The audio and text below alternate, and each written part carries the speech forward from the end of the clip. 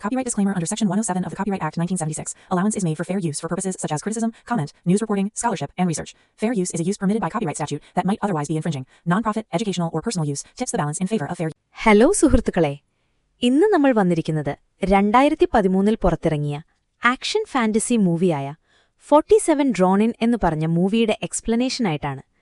ഈ മൂവി ഒരു Japanese theme based മൂവിയാണ്. നമുക്കൊട്ടും സമയം കളയാതെ അതിന്റെ മലയാളം എക്സ്പ്ലനേഷനിലോട്ട് കടക്കാം. കഥ പുരാതന ജപ്പാനിൽ നിന്നാണ് ആരംഭിക്കുന്നത്. അക്കോ എന്നൊരു സ്ഥലം നമുക്ക് കാണാം. അവിടെ ഇപ്പോഴും ഫ്യൂഡൽ പ്രഭുക്കന്മാർ അധികാരം കൈവശം വച്ചിരിക്കുന്നു.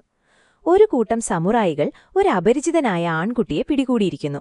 ആ ആൺകുട്ടിയുടെ പേര് കെയ് എന്നാണ്. പക്ഷെ അവൻ എവിടെ നിന്നാണ് വന്നതെന്ന് ആർക്കും അറിയില്ല. അവനൊരു പ്രേതമായിരിക്കാമെന്ന് എല്ലാവരും സംശയിക്കുന്നു. അവന്റെ ചർമ്മം അസാധാരണമാംവിധം വിളറിയതിനാൽ അവനെ അവരുടെ രാജ്യത്ത് നിലനിർത്താൻ അവർ ആഗ്രഹിക്കുന്നില്ല. അതവരെ ഭയപ്പെടുത്തുന്നു.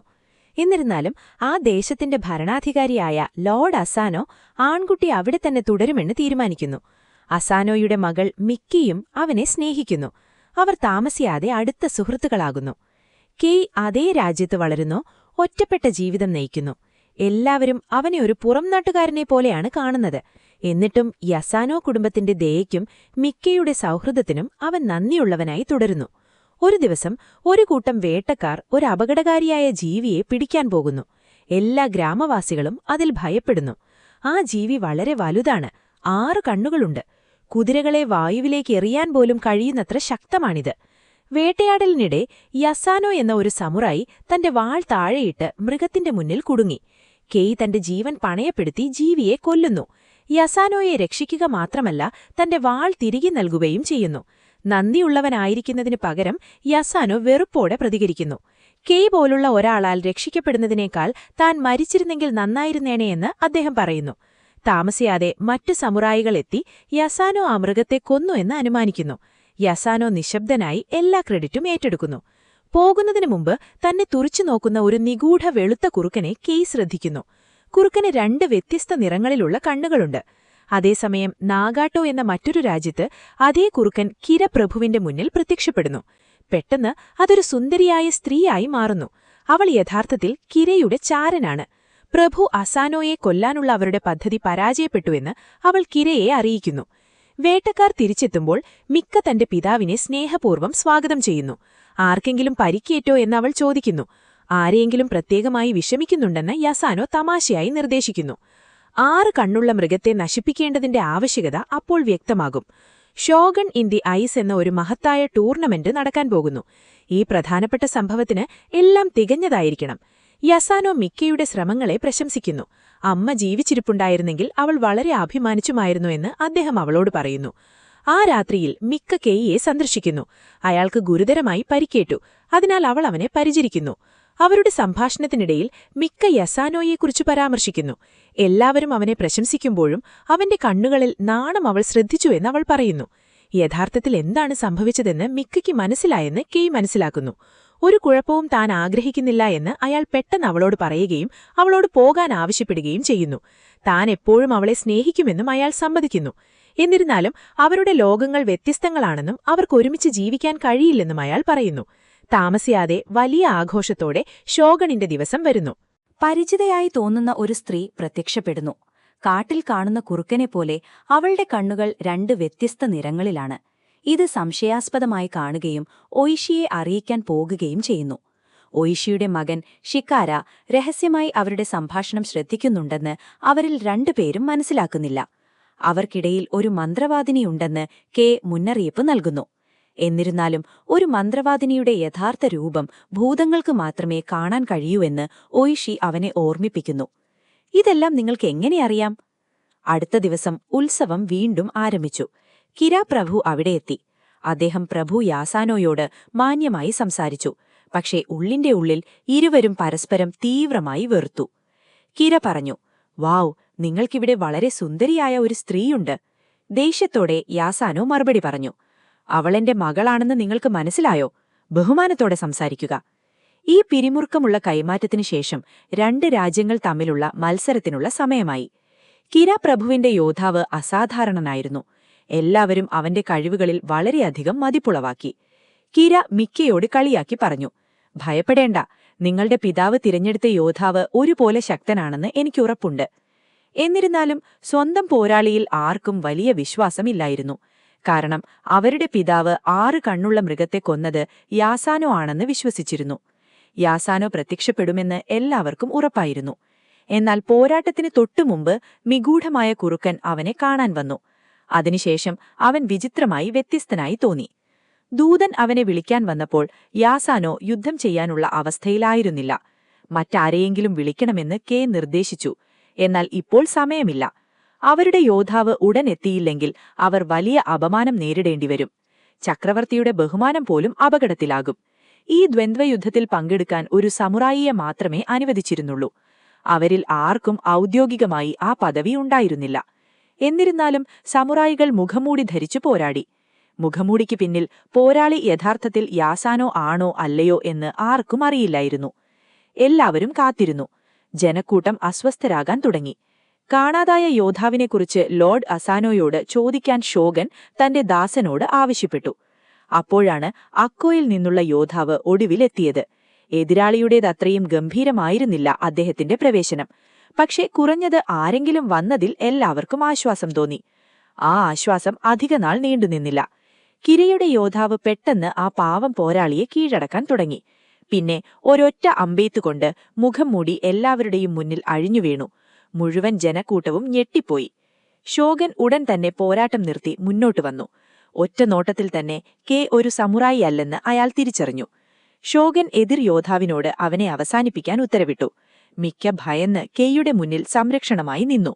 എല്ലാത്തിനും ക്ഷമാപണം നടത്തി മുഴുവൻ കുറ്റവും സ്വയം ഏറ്റെടുത്തു. ആരെങ്കിലും ശിക്ഷിക്കപ്പെടേണ്ടതുണ്ടെങ്കിൽ ശിക്ഷ തന്റെ മേൽ വരണമെന്ന് അദ്ദേഹം പറഞ്ഞു. ഷോഗൻ സമ്മതിക്കുകയും ശിക്ഷയുടെ തീരുമാനം ജനങ്ങൾക്ക് വിട്ടുകൊടുക്കുകയും ചെയ്തു. അതേ ദിവസം വൈകുന്നേരം മന്ത്രവാദിനി കിര പ്രഭുവിന്റെ മുമ്പാകെ തന്റെ പദ്ധതി വെളിപ്പെടുത്തി. അസാനോ പ്രഭുവിന്റെ പക്ഷത്തെ താൻ എങ്ങനെ ദുർബലപ്പെടുത്തിയെന്ന് അവൾ വിശദീകരിച്ചു. അസാനോ ഇതിനകം തന്നെ വളരെയധികം ഭാരങ്ങൾ ചുമക്കുന്നതിനാൽ സമയം തികഞ്ഞതാണെന്ന് അവൾ പറഞ്ഞു. തന്റെ മാന്ത്രികതയുപയോഗിച്ച് അവൾ ഒരു ചിലന്തിയെ സൃഷ്ടിച്ചു. അതിനെത്ര കണ്ണുകളുണ്ടെന്ന് സങ്കൽപ്പിക്കുക. അതെ, അത് വീണ്ടും അതേ ഭയാനകമായ 6 കണ്ണുള്ള ജീവിയായിരുന്നു.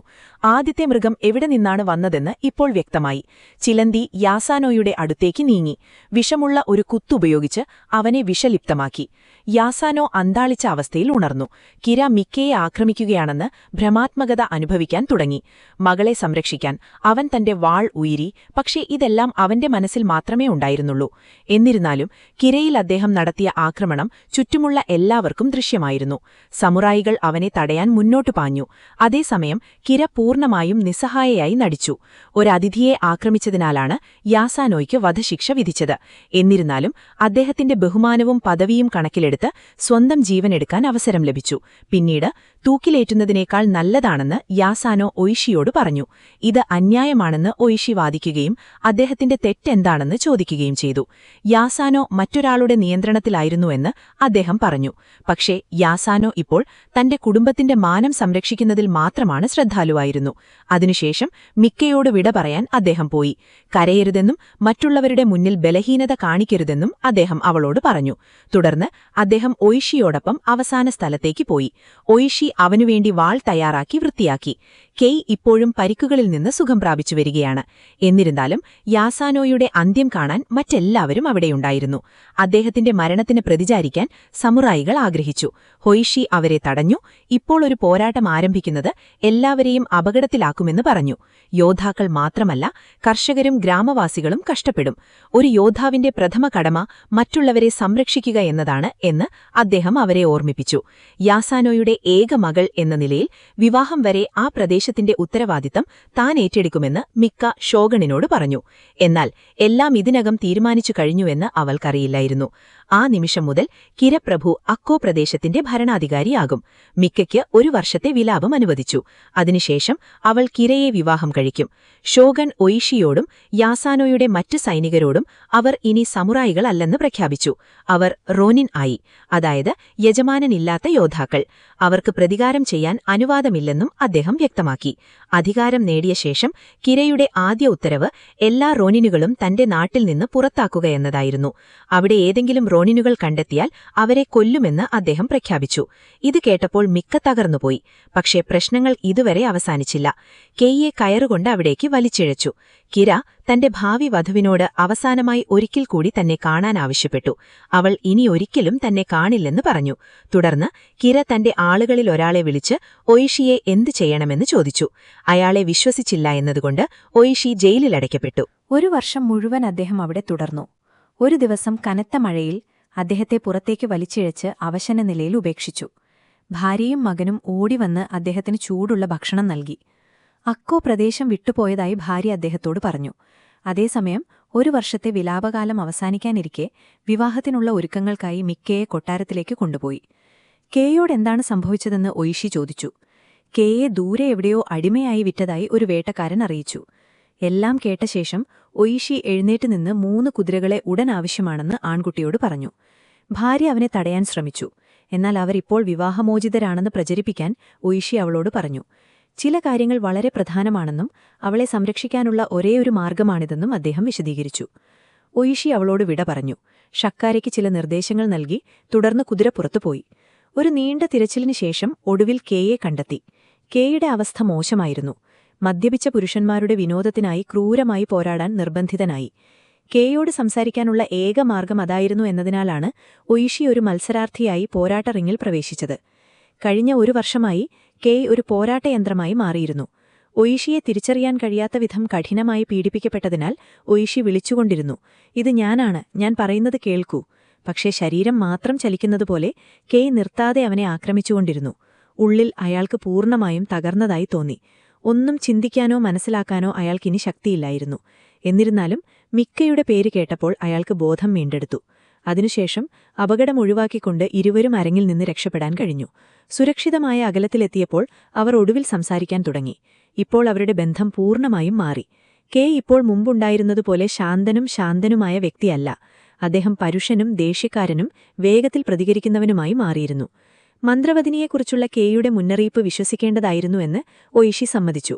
ലോർഡ് കിര അവരുടെ യജമാനനെ വഞ്ചനയിലൂടെ കൊന്നവെന്ന് അയാൾ മനസ്സിലാക്കി. ഇപ്പോൾ ഒയിഷിക്ക് കെയുടെ സഹായം ആവശ്യമാണ്. 1 വർഷം ജയിലിൽ കഴിഞ്ഞതിനു ശേഷം അദ്ദേഹത്തിന്റെ ചിന്താഗതിയും മാറി. ഈ കാരണത്താൽ അദ്ദേഹം കെയോട് ബഹുമാനത്തോടെ പെരുമാറാൻ തുടങ്ങി. ഇതിനിടയിൽ ഒരു ദൂതൻ കിരയുടെ കൊട്ടാരത്തിൽ ഒരു ദൂരദേശത്തു നിന്നുള്ള വാർത്തകളുമായി എത്തി. അവർ വിറ്റ പോരാളി ഒരു സമുറായിയുടെ സഹായത്തോടെ രക്ഷപ്പെട്ടുവെന്ന് അദ്ദേഹം അറിയിച്ചു. ഇത് കേട്ട കിര മന്ത്രവദിനിയോട് ഒയിഷിയെ എത്രയും വേഗം കണ്ടെത്താൻ ഉത്തരവിട്ടു. ഒയിഷിയെ പൂർണ്ണമായും നശിപ്പിക്കണമെന്ന് അദ്ദേഹം ആഗ്രഹിച്ചു. മറുവശത്ത് കെയും ഒയിഷിയും ഷക്കാര കാത്തിരിക്കുന്ന ഒരു കുളത്തിലെത്തി. ഒയിഷിയുടെ എല്ലാ വിശ്വസ്തരായ പുരുഷന്മാരെയും ഷക്കാര അവിടെ വിളിച്ചുകൂട്ടി. തനിക്കൊരു പദ്ധതിയുണ്ടെന്ന് അദ്ദേഹം വെളിപ്പെടുത്തി. എന്നിരുന്നാലും പദ്ധതി ഷോഗണിന്റെ കൽപ്പനകൾക്ക് വിരുദ്ധമായിരുന്നു. ഇതിന്റെ അർത്ഥം അതിൽ ചേരുന്ന ഏതവരും അവരുടെ ജീവൻ അപകടത്തിലാക്കുമെന്നാണ്. പ്രഭു കിരയെ നശിപ്പിക്കുക എന്നതാണ് അവരുടെ ലക്ഷ്യമെന്ന് അദ്ദേഹം പ്രഖ്യാപിച്ച ഉടനെ എല്ലാവരും ദൃഢനിശ്ചയത്തോടെ ആഹ്ലാദിച്ചു. പദ്ധതി പിന്തുടരാൻ അവരെല്ലാവരും സമ്മതിച്ചു. കോട്ടയ്ക്ക് കനത്ത കാവലേർപ്പെടുത്തി. നിരവധി സൈനികരും കർശന സുരക്ഷയും ഉണ്ടായിരുന്നു. കിര തന്റെ ക്ഷേത്ര സന്ദർശനത്തിനായി എപ്പോൾ പോകുമെന്ന് അവർ കണ്ടെത്തേണ്ടതുണ്ടായിരുന്നു. അവർക്ക് കൂടുതൽ പുരുഷന്മാരും ആയുധങ്ങളും ആവശ്യമായിരുന്നു. ഒയിഷി ഈ ജോലികൾ തന്റെ കൂട്ടാളികൾക്ക് നൽകി. പുരുഷന്മാരിൽ ഒരാൾ കെയ്യോട് ദേഷ്യപ്പെട്ടു. കെയ് ഒരു സമുറായി അല്ലെന്ന് പറഞ്ഞ് അയാൾ അവനെ ആക്രമിക്കാൻ ശ്രമിച്ചു. ഒയിഷി അവനെ തടഞ്ഞു. അവരിൽ ആരും ഇപ്പോൾ സമുറായികളല്ലെന്ന് പറഞ്ഞു. അതിനുശേഷം ഓരോ സംഘവും അവരവരുടെ നിയുക്ത ദൗത്യത്തിനായി പോയി. താമസിയാതെ ഒയിഷിയും കെയും വാൾ നിർമ്മാണത്തിന് പേരുകേട്ട യുത്സു എന്ന ഗ്രാമത്തിലെത്തി.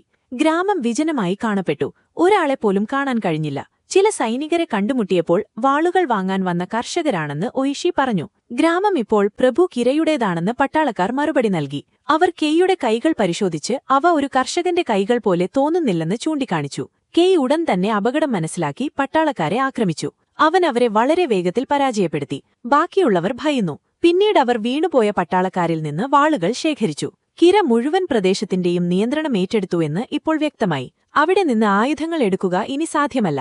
ആ നിമിഷം കെയ് ഒയിഷിയോട് ഒരു രഹസ്യം വെളിപ്പെടുത്തി. നിഗൂഢ ജീവികൾക്കിടയിൽ താൻ വളർന്ന സ്ഥലമായ തെങ്കു വനത്തിൽ ആയുധങ്ങൾ കണ്ടെത്താൻ കഴിയുമെന്ന് അദ്ദേഹം പറഞ്ഞു. തനിക്ക് നൽകിയ മാന്ത്രികത ഒരിക്കലും ഉപയോഗിക്കില്ലെന്ന് അദ്ദേഹം സത്യം ചെയ്തു. പ്രേതങ്ങളെക്കുറിച്ചുള്ള അദ്ദേഹത്തിന്റെ സംസാരം ഒയിഷിക്ക് ഇഷ്ടപ്പെട്ടില്ല. പക്ഷേ അദ്ദേഹത്തിന് മറ്റു മാർഗമില്ലായിരുന്നു. എന്ത് വില കൊടുത്തും പ്രതികാരം ചെയ്യാൻ അദ്ദേഹം ദൃഢനിശ്ചയം ചെയ്തു. അപ്പോഴാണ് അദ്ദേഹത്തിന്റെ ആളുകളിലൊരാൾ ലോർഡ് കിരയുടെ അടുത്ത യാത്രയെക്കുറിച്ചുള്ള വിവരങ്ങൾ കൊണ്ടുവന്നത്. എന്നിരുന്നാലും ഒരു നിഗൂഢവും സുന്ദരിയുമായ സ്ത്രീയെ കണ്ടുമുട്ടിയതിനുശേഷം ആ മനുഷ്യൻ ശ്രദ്ധ തെറ്റി. അവളുടെ കണ്ണുകൾ അസാധാരണമായി കാണപ്പെട്ടു. അവൾ അവനോട് അവന്റെ പേര് ചോദിച്ചു. അവനെ അവളുടെ കെണിയിലേക്ക് കൂടുതൽ അടുപ്പിച്ചു. മറുവശത്ത് ഒയിഷിയുടെ ആളുകൾ ശ്രദ്ധാപൂർവം കാട്ടിലേക്ക് പ്രവേശിച്ചു. അവർ വടക്കൻ പാതയെക്കുറിച്ച് ചോദിച്ചു. അവിടെ ആത്മാക്കൾ വസിക്കുന്നുവെന്ന് കെയ് അവർക്ക് മുന്നറിയിപ്പ് നൽകി. ഇതിനുശേഷം ഒയിഷിയും കെയ്യും ഒരു ഇരുണ്ട ഗുഹയിൽ പ്രവേശിച്ചു. മറ്റുള്ളവർ പുറത്തു തന്നെ നിന്നു. എന്ത് സംഭവിച്ചാലും തന്നെ വാൾ ഊരരുതെന്ന് അദ്ദേഹം ഒയിഷിക്ക് മുന്നറിയിപ്പ് നൽകി. എല്ലാ സാഹചര്യങ്ങളിലും ജാഗ്രതയായിരിക്കാൻ അദ്ദേഹം അവനോട് പറഞ്ഞു. ഗുഹയ്ക്ക് പുറത്ത് റോനൻ കെയ്യുടെ ഉദ്ദേശങ്ങളെ ചോദ്യം ചെയ്യാൻ തുടങ്ങി. ഒയിഷി എന്തിനാണ് അവനെ ഇത്രയധികം വിശ്വസിച്ചതെന്ന് അവർക്ക് മനസ്സിലായില്ല. പരസ്പരം ചർച്ച ചെയ്ത ശേഷം കെയ്യെ വിശ്വസിക്കുന്നില്ലെന്ന് അവർ തീരുമാനിച്ചു. ഒയിഷിയെ അകത്തേക്ക് കൊണ്ടുപോയി കൊല്ലുമെന്നവർ ഭയന്നു. ഗുഹയിലേക്ക് കടക്കരുതെന്ന് കർശനമായി പറഞ്ഞിരുന്നിട്ടും മുന്നറിയിപ്പ് അവഗണിച്ച് അവർ ആ ഗുഹയിലേക്ക് പ്രവേശിക്കാൻ തീരുമാനിച്ചു. അതേസമയം കെയ് ഒറ്റയ്ക്ക് ഒരകത്തെ അറയിലേക്ക് പോയി. താമസിയാതെ ഒരു വിചിത്ര രൂപം അവന്റെ മുന്നിൽ പ്രത്യക്ഷപ്പെട്ടു. പുറം ലോകത്തെക്കുറിച്ചും കെയ് പോലുള്ള ആളുകളോട് മോശമായി പെരുമാറിയതിനെക്കുറിച്ചും ഇരുവരും സംസാരിക്കാൻ തുടങ്ങി. തന്നെ അശുദ്ധനെന്ന് വിളിച്ച് ഒരു തെറ്റും കൂടാതെ നിരസിക്കപ്പെട്ടതെങ്ങനെയെന്ന് കെയ് പങ്കുവച്ചു. മറുവശത്ത് ഈ മറഞ്ഞിരിക്കുന്ന ലോകത്ത് വിധിയില്ലാതെ തന്നെ സ്വീകരിച്ചു. പുറം മുറിയിൽ തന്റെ ആളുകളുടെ പെരുമാറ്റത്തിൽ ഒയിഷി ഞെട്ടിപ്പോയി. എല്ലാവരും ആശയക്കുഴപ്പത്തിലായതും അസ്വസ്ഥനായതും പോലെ തോന്നി. പെട്ടെന്ന് അവരിൽ ഒരാൾ കാരണമില്ലാതെ വാളൂരി. ഒരു വിചിത്രമായ സംഘർഷം ആരംഭിച്ചു. അതേസമയം ഒയിഷിയുടെ മനസ്സിൽ ഒരു ശബ്ദം പ്രതിധ്വനിച്ചു. അത് തന്റെ വാളൂരി തന്റെ ആളുകളെ രക്ഷിക്കാൻ അവനെ പ്രേരിപ്പിച്ചു. ഒയിഷി ചെറുക്കാൻ പാടുപെടുകയും ആയുധം ഉപയോഗിക്കാതെ സഹായിക്കാൻ ശ്രമിച്ചു. തന്റെ ആളുകൾ ഓരോരുത്തരായി വീഴുന്നതായി തോന്നിയപ്പോൾ അവൻ കൂടുതൽ അസ്വസ്ഥനായി. അപ്പോൾ കെയ് അവർക്കിടയിൽ മറഞ്ഞിരിക്കുന്ന വാൾ ചോദിച്ചു. ആത്മാവ് സമ്മതിച്ചു. പക്ഷേ കെയ്ക്ക് അതിന്റെ മുന്നിലെത്താൻ കഴിഞ്ഞാൽ മാത്രം. ഇരുവരും ഒരേ സമയം അതിലേക്ക് ചാടി. കെയ് വേഗത്തിൽ നീങ്ങി ആദ്യം വാളേറ്റെടുത്തു. കെയ് തന്റെ വേഗത കൈവിട്ടില്ലെന്ന് കണ്ടപ്പോൾ ആത്മാവ് സന്തോഷിച്ചു. അതേസമയം മറ്റു മുറിയിൽ കുഴപ്പങ്ങൾ തുടർന്നു. വാസ്തവത്തിൽ ഒയിഷിയുടെ ആളുകൾ ഒരിക്കലും ഗുഹയിൽ പ്രവേശിച്ചിരുന്നില്ല. അവൻ കണ്ടതെല്ലാം ഒരു മിഥ്യയായിരുന്നു. ഒയിഷിയുടെ അച്ചടക്കത്തിന്റെയും വിശ്വാസത്തിന്റെയും പരീക്ഷണമായിരുന്നു അത്. കെയ് തിരിച്ചെത്തിയപ്പോൾ അയാൾ നിരവധി വാളുകളുമായി എത്തി. താമസിയാതെ എല്ലാ റൂണിനുകളും സുരക്ഷിതമായി പുറത്തേക്ക് മടങ്ങി. അടിയന്തര വാർത്തയുമായി ഇസോഗായി എത്തി. ആ രാത്രി തന്നെ ലോർഡ് കിര തന്റെ വസതി വിട്ടുപോകുമെന്ന് അദ്ദേഹം അവരെ അറിയിച്ചു. ഒയിഷി ശ്രദ്ധയോടെ കേട്ടു. പക്ഷേ ഇസോഗായുടെ കണ്ണുകൾ അസ്വാഭാവികമായി കാണപ്പെടുന്നത് അദ്ദേഹം ശ്രദ്ധിച്ചില്ല. ചിക്കര യുദ്ധത്തിൽ ചേരാൻ ആഗ്രഹിച്ചു. പക്ഷേ ഒയിഷി വിസമ്മതിച്ചു. തൽഫലമായി അദ്ദേഹം ഒരു മൂപ്പനോടൊപ്പം താമസിച്ചു. രാത്രിയായപ്പോൾ റോണിൻ നിശബ്ദമായി സ്ഥാനത്തേക്ക് മാറി. നീണ്ട മുടിയുള്ള ഒരാൾ ഒയിഷിയെ കാത്തിരിക്കുന്നതുപോലെ പ്രാർത്ഥിക്കുന്നത് കണ്ടു. പെട്ടെന്ന് അയാൾ തിരിഞ്ഞുനോക്കി താൻ അതേ മന്ത്രവാദിയാണെന്ന് വെളിപ്പെടുത്തി. ലളിതമായ ഒരാംഗ്യത്തോടെ അവൾ ചുറ്റുപാടുകൾക്ക് തീയിട്ടു. തക്ഷണം കുഴപ്പങ്ങൾ പടർന്നു. ഒയിഷിയുടെ നിരവധി ആളുകൾ കൊല്ലപ്പെട്ടു. കോട്ടയ്ക്കുള്ളിൽ മന്ത്രവാദിനി ഒരു വാൾ ലോർഡ് കിരയ്ക്ക് സമ്മാനിച്ചു. അത് ഒരിക്കൽ ഒയിഷിയുടേതാണെന്ന് പറഞ്ഞു. തുടർന്ന് അവൾ മിക്കയെ പരിഹസിക്കുകയും തന്റെ പിതാവിന്റെ ശേഷിച്ച ശക്തികളെ ഒറ്റയ്ക്ക് നശിപ്പിച്ചതായി അവകാശപ്പെടുകയും ചെയ്തു. അവരുടെ സംഭാഷണത്തിനിടയിൽ മന്ത്രവാദിനി തന്റെ കഠാരകളിൽ ഒന്ന് മിക്കയുടെ പക്കൽ ഉപേക്ഷിച്ചു. ഇത് മിക്കയ്ക്ക് ഒരു ആശയം നൽകി. അതേസമയം റോണിൻ ക്യാമ്പിൽ തിരിച്ചെത്തിയപ്പോൾ മന്ത്രവാദിനി തെറ്റാണെന്ന് വ്യക്തമായി. പലർക്കും പരിക്കേറ്റെങ്കിലും അവരിൽ ഭൂരിഭാഗവും രക്ഷപ്പെട്ടു. കാലതാമസം തന്റെ തെറ്റാണെന്ന് ഒയിഷി സമ്മതിച്ചു. ഇത്രയും കാലം കാത്തിരിക്കേണ്ടിയിരുന്നില്ല എന്ന് അദ്ദേഹം പറഞ്ഞു.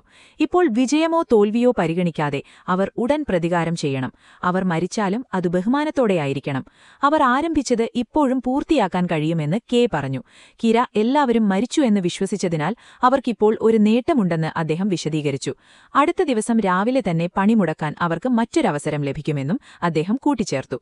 വഴിയിൽ കെ ഒരു കൂട്ടം കലാകാരന്മാരെ തിരിച്ചറിഞ്ഞു. അദ്ദേഹത്തിന്റെ ടീം മുമ്പ് ആ പ്രദേശത്ത് പ്രകടനം നടത്തിയിരുന്നു. തടഞ്ഞപ്പോൾ ഒരു കലാകാരന് ലോർഡ് കിരയുടെ വിവാഹത്തിന് ഒരു നാടകം അവതരിപ്പിക്കാൻ പോകുകയാണെന്ന് പറഞ്ഞു. ഇത് കേട്ടപ്പോൾ റോണിൻ ഒരു പുതിയ പദ്ധതി തയ്യാറാക്കാൻ തുടങ്ങി. അവർ തിരിച്ചുവരാതിരിക്കാൻ സാധ്യതയുണ്ടെന്ന് അവർക്ക് മനസ്സിലായി. അപകടത്തെക്കുറിച്ചും ജീവൻ നഷ്ടപ്പെടാനുള്ള സാധ്യതയെക്കുറിച്ചും അവർക്ക് പൂർണ്ണമായും അറിയാമായിരുന്നു. അവരുടെ ഉദ്ദേശം നിലനിർത്തുന്നതിനായി ഭാവി തലമുറകൾക്ക് അവർ എന്താണ് ചെയ്തതെന്നും എന്തുകൊണ്ടാണെന്നും അറിയാൻ വേണ്ടി അവർ അവരുടെ കഥ എഴുതി. കെ ഉൾപ്പെടെ എല്ലാവരും അതിലൊപ്പിട്ടു. ഇപ്പോൾ കെയെ ഇനിയൊരു പുറംനാടുകാരനായി കാണുന്നില്ല. യാസാനോ എല്ലാവരോടും സത്യം വെളിപ്പെടുത്തി. 6 കണ്ണുള്ള ജീവിയെ കൊന്നത് കെ ആണെന്നും താനല്ലെന്നും അദ്ദേഹം സമ്മതിച്ചു. വൈകിയാണെങ്കിലും അദ്ദേഹം ക്ഷമാപണം നടത്തി. ഒരു യഥാർത്ഥ സാമുറായി എപ്പോഴും 2 വാളുകൾ കൈവശം വെക്കുന്നുണ്ടെന്ന് അദ്ദേഹം പറഞ്ഞു. തുടർന്ന് അദ്ദേഹം തന്റെ രണ്ടാമത്തെ വാൾ കെയ്ക്ക് നൽകി. ആ രാത്രിയിൽ ഒരു മഹത്തായ പരിപാടി നടന്നു. കിരയുടെ കോട്ടയിൽ നിരവധി സൈനികർ കനത്ത കാവലേർപ്പെടുത്തി. പ്രധാന ഗേറ്റിലൂടെ പ്രവേശിക്കാൻ കലാകാരന്മാരെ അനുവദിച്ചു. അവരുടെ ഇടയിൽ കെ, ഒയിഷി എന്നിവർ ആരും ശ്രദ്ധിക്കാതെ നിശബ്ദമായി അകത്തേക്ക് കടന്നു. താമസിയാതെ വിവാഹവസ്ത്രം ധരിച്ച് മിക്കയെ കിരയുടെ മുമ്പാകെ കൊണ്ടുവന്നു. അവരിരുവരും അവരുടെ സ്ഥാനങ്ങൾ ഏറ്റെടുത്തപ്പോൾ പ്രകടനം ആരംഭിച്ചു. എല്ലാവരും നാടകത്തിൽ ശ്രദ്ധിച്ചു കേന്ദ്രീകരിച്ചപ്പോൾ റോണിൻ ശ്രദ്ധ തിരിക്കലിനെ അവരുടെ നേട്ടത്തിനായി ഉപയോഗിച്ചു. അവർ കോട്ടയുടെ ചുമരുകളിൽ കയറി കാവൽക്കാരെ നിശബ്ദമായി ഇല്ലാതാക്കാൻ തുടങ്ങി. ആരും ഒന്നും സംശയിക്കാതിരിക്കാൻ അവർ ശ്രദ്ധാപൂർവം കാര്യക്ഷമമായി പ്രവർത്തിച്ചു. ഓരോ തവണയും ഒരു കാവൽക്കാരനെ താഴെയിറക്കുമ്പോൾ അവരിലൊരാൾ ഒന്നും സംഭവിച്ചിട്ടില്ലാത്തതുപോലെ സ്ഥാനം പിടിച്ചു. വേദിയിലെ പ്രകടനം കാണികളെ രസിപ്പിച്ചു. എന്നിരുന്നാലും എന്തോ കുഴപ്പമുണ്ടെന്ന് മന്ത്രവാദിനി പെട്ടെന്ന് മനസ്സിലാക്കി. ഒയ്ഷി വേഷം മാറി കോട്ടയ്ക്കുള്ളിലുണ്ടായിരുന്നു. അയാൾ ശ്രദ്ധാപൂർവം നീങ്ങാനും തന്റെ പദ്ധതി നടപ്പിലാക്കാനും തുടങ്ങി. ഒരേ സമയം 3 കാവൽക്കാരെ നേരിടുന്നതിനിടയിൽ എന്തോ കുഴപ്പം സംഭവിച്ചു. അവരിലൊരാൾ ഒയ്ഷിയുടെ കയ്യിൽ തൊട്ട ഒരമ്പെയ്തു. എന്നിരുന്നാലും കിരയെ ആക്രമിക്കാനുള്ള അദ്ദേഹത്തിന്റെ ശ്രമം പരാജയപ്പെട്ടു. ലോർഡ് കിരയുടെ ആളുകൾ വേഗത്തിൽ അദ്ദേഹത്തെയും മിക്കയെയും അകറ്റി. വരുന്ന അമ്പുകളിൽ നിന്ന് അവരെ സംരക്ഷിച്ചു. റോണിൻ അവരെ പിന്തുടർന്നത് തുടർന്നു. അപ്പോഴേക്കും മുഴുവൻ കോട്ടയിലും യുദ്ധങ്ങൾ പൊട്ടിപ്പുറപ്പെട്ടു. കെ സ്വന്തമായി ഒന്നിലധികം ശത്രുക്കളുമായി യുദ്ധം ചെയ്യുകയായിരുന്നു. ലോർഡ് കിര തന്റെ ഏറ്റവും അപകടകാരിയായ യോദ്ധാവിനെ റോണിനെ നേരിടാൻ അയച്ചു. അവനെ കണ്ടപ്പോൾ എല്ലാവരും ഭയന്നു വിറച്ചു. അവൻ വളരെ ശക്തനാണെന്ന് അവർക്കറിയാമായിരുന്നു. ആ നിമിഷം റോണിനുകളിൽ ഒരാൾ ആയുധമുറിയിലേക്ക് കത്തുന്ന പൊടിയെറിഞ്ഞു. തുടർന്ന് ഒരു വലിയ സ്ഫോടനം നടന്നു. കിരയുടെ ഉന്നത യോദ്ധാവ് സ്ഫോടനത്തിൽ കൊല്ലപ്പെട്ടു. മന്ത്രവാദിനി ഉടൻ തന്നെ രൂപം മാറ്റി സംഭവസ്ഥലത്തുനിന്ന് രക്ഷപ്പെട്ടു. അവസരം മുതലെടുത്ത് മിക്ക തന്റെ വിവാഹവസ്ത്രത്തിൽ ഒളിപ്പിച്ച കടാര പുറത്തെടുത്ത് കിരയെ ആക്രമിച്ചു. എന്നിരുന്നാലും അവനെ പരാജയപ്പെടുത്താൻ കഴിയില്ലെന്ന് മനസ്സിലാക്കിയപ്പോൾ അവൾ ഓടിപ്പോയി. മുഴുവൻ കോട്ടയും ഒരു യുദ്ധക്കളമായി മാറിയിരുന്നു. എല്ലാ റോണിനുകളും പൂർണ്ണശക്തിയോടെ പോരാടുകയായിരുന്നു. കുറച്ചു സമയത്തിനു ശേഷം കെയും മിക്കയും പരസ്പരം കണ്ടെത്തി. ഇപ്പോൾ ആർക്കും തങ്ങളെ വേർപെടുത്താൻ കഴിയില്ലെന്ന് കെ പറഞ്ഞു. ആ നിമിഷം മന്ത്രവാദിനി തിരിച്ചെത്തി. അവൾ തന്റെ ശക്തികൾ ഉപയോഗിച്ച് ഒരു വലിയ വ്യാളിയായി രൂപാന്തരപ്പെട്ടു. അവളെ താൻ ഭയപ്പെടുന്നില്ലെന്ന് കെ പ്രഖ്യാപിച്ചു. ആ ജീവി തീജ്വാലകൾ കൊണ്ട് അവനെ ആക്രമിച്ചു. തന്റെ പ്രത്യേക വാളിന്റെ സഹായത്തോടെ കെ അവളുടെ ആക്രമണങ്ങളെ തടഞ്ഞു, തിരിച്ചടിച്ചു. അതേസമയം ഒയ്ഷിക്കും കിരയ്ക്കുമിടയിൽ ഒരു നേർത്ത മതിൽ മാത്രമേ അവശേഷിച്ചിരുന്നുള്ളൂ. ഇരുവരും ഒരേ സമയം അത് തകർത്തു. അവർക്കിടയിൽ ഒരു ഉഗ്രമായ യുദ്ധം ആരംഭിച്ചു. ഓരോരുത്തരും വൈദഗ്ധ്യത്തിലും ശക്തിയിലും പരസ്പരം പൊരുത്തപ്പെട്ടു. മന്ത്രവാദിനിയുമായുള്ള പോരാട്ടത്തിനിടയിൽ കെ തന്റെ വാൾ നഷ്ടപ്പെട്ടു. മഹാസർപ്പം മിക്കയുടെ അടുത്തേക്ക് നീങ്ങിയപ്പോൾ കെ തന്റെ മറഞ്ഞിരിക്കുന്ന ശക്തി ഉപയോഗിച്ച് ആയുധം വീണ്ടെടുക്കാൻ ശ്രമിച്ചു. ശക്തമായൊരു പ്രഹരം കൊണ്ട് അയാൾ വ്യാളിയെ അടിച്ചു. ആ ജീവി വീണു. പതുക്കെ വീണ്ടും മന്ത്രവാദിനിയായി മാറാൻ തുടങ്ങി. ആക്രമണം വളരെ ശക്തമായിരുന്നതിനാൽ അതവളെ കൊന്നു. കോട്ടയ്ക്കുള്ളിൽ ഒയ്ഷി ഒടുവിൽ കിരയെ പരാജയപ്പെടുത്തി. എല്ലാവരുടെയും മുന്നിൽ അയാൾ അവനെ കൊന്നുകൊണ്ട് യുദ്ധം അവസാനിപ്പിച്ചു. കിരയുടെ മരണത്തോടെ അദ്ദേഹത്തിന്റെ സൈനികൾ കീഴടങ്ങി ആയുധങ്ങൾ താഴെവെച്ചു. ഇതിനുശേഷം 47 റോണിനുകളും രാജകുമാരി മിക്കയോടൊപ്പം അക്കോയിലേക്ക് മടങ്ങി. അവർ അസാനോയുടെ ശവകുടീരത്തിൽ പോയി തന്റെ വാൾ അവിടെ വെച്ചു. തങ്ങളുടെ പ്രതികാരം പൂർത്തിയായതായി ഒയ്ഷി പ്രഖ്യാപിച്ചു. അവസാനം മിക്ക കെയോടുള്ള സ്നേഹം പ്രകടിപ്പിച്ചു. അവരുടെ ബന്ധം കൂടുതൽ ശക്തമായി. ഇതോടുകൂടി നമ്മുടെ മൂവി ഇവിടെ അവസാനിക്കുകയാണ്. ഈ മൂവി എങ്ങനെ ഉണ്ടായിരുന്നുവെന്നും അതിന്റെ എക്സ്പ്ലനേഷൻ എങ്ങനെ ഉണ്ടായിരുന്നുവെന്നും നിങ്ങൾ കമന്റ് ചെയ്യുക.